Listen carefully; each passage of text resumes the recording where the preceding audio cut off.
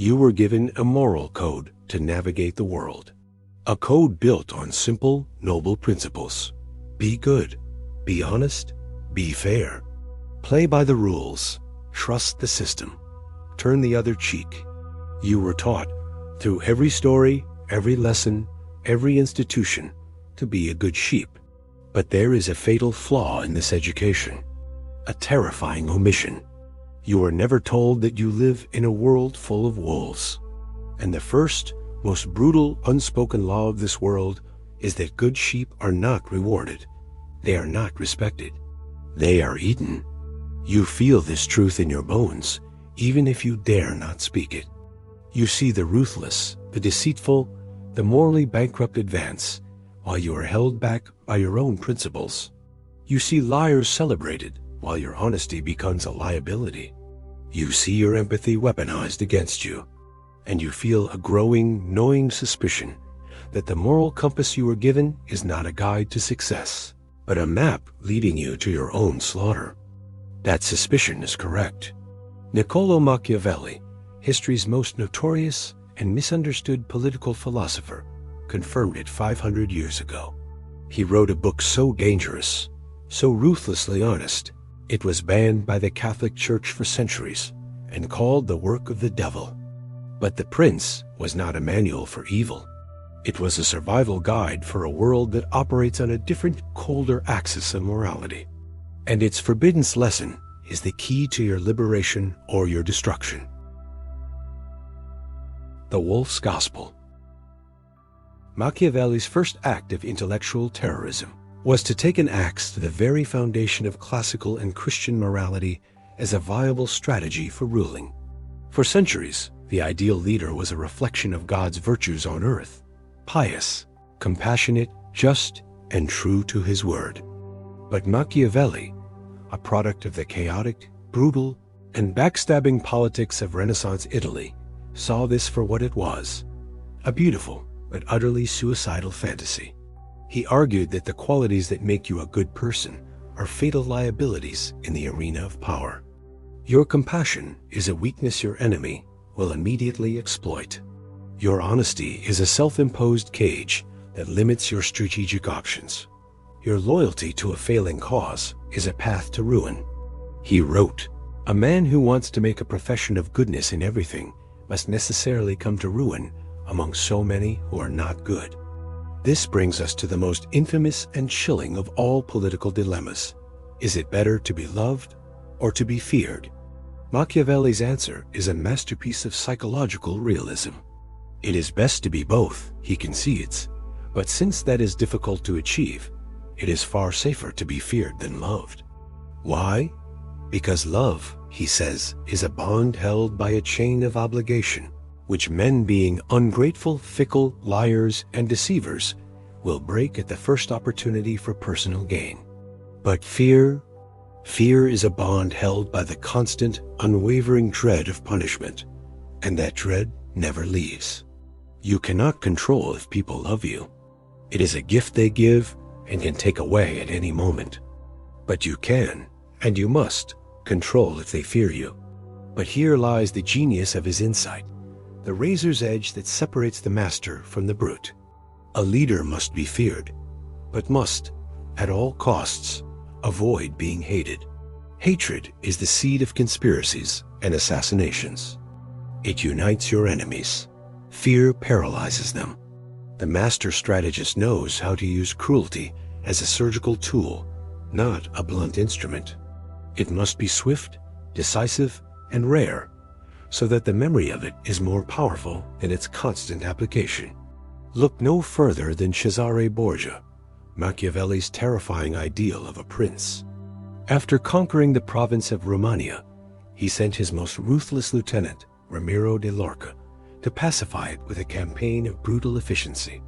Once order was brutally restored and the people seethed with hatred for de Lorca, Borgia performed a masterstroke of political theater. He had de Lorca, his own right-hand man, arrested, tried, and his body cut in two. He left the mutilated corpse on the public square for all to see. In one single horrifying move, he achieved two goals. He satisfied the people's thirst for vengeance and simultaneously demonstrated that no one, not even his most powerful servant, was safe from his absolute, cold authority. He had successfully directed the people's hatred onto his subordinate, while reserving all the fear for himself. This is the art of the wolf. Fear is a shield. Hatred is a poison. So, is the lesson to become a monster? A manipulative sociopath? This is the shallow interpretation of the masses. The true lesson is far more profound and demanding. Machiavelli did not say a ruler must be a monster. He said a ruler must learn how to use the monster. He must learn from two beasts, the fox and the lion. The lion is powerful.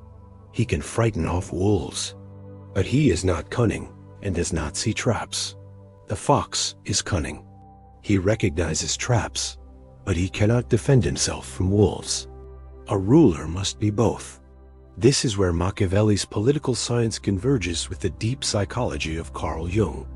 Jung theorized the existence of the shadow, the dark, primitive, unconscious part of our psyche that we repress because it is socially unacceptable. The shadow contains our rage, our lust for power, our envy, our capacity for ruthlessness. Our entire Judeo-Christian moral framework teaches us to deny the shadow, to lock it in the basement and pretend it doesn't exist. We strive to be only the noble, good, and pure. This, Machiavelli would argue, is the most dangerous mistake a man can make. Suppressing the shadow does not make it go away. It makes it fester. It makes it control you from the darkness. You become the good man who is secretly boiling with resentment, who expresses his anger through passive aggression, who is paralyzed by indecision, and who is ultimately utterly ineffective. The path of the Thinker's Codex is not to suppress the shadow, but to integrate it. It is to consciously turn around, walk down into the basement of your own mind, and face the beast within. It's to look it in the eye, acknowledge its existence, and learn to harness its power on your own terms. This isn't theory. This is a manual for life. Integrating the shadow means you become the fox. You understand that you live in a world of deceit, and therefore, you must be capable of deceit to defend yourself. You understand that promises must sometimes be broken because circumstances change, and a promise that leads to your ruin is not a virtue. It is a suicide pact. You also become the lion.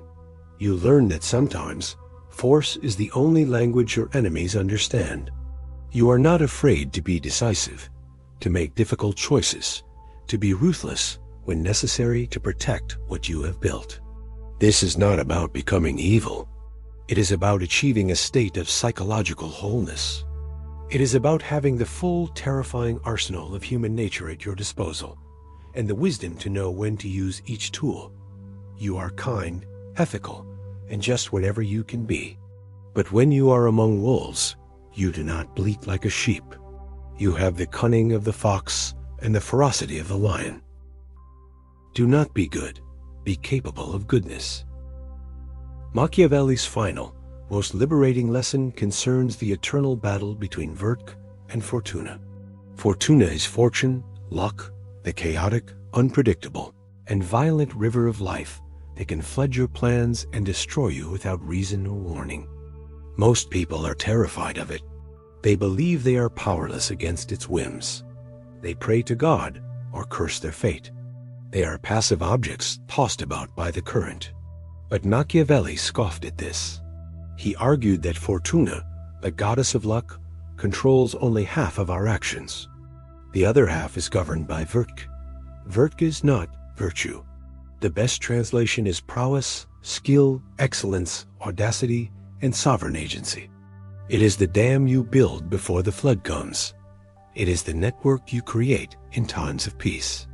It is the discipline you forge when no one is watching.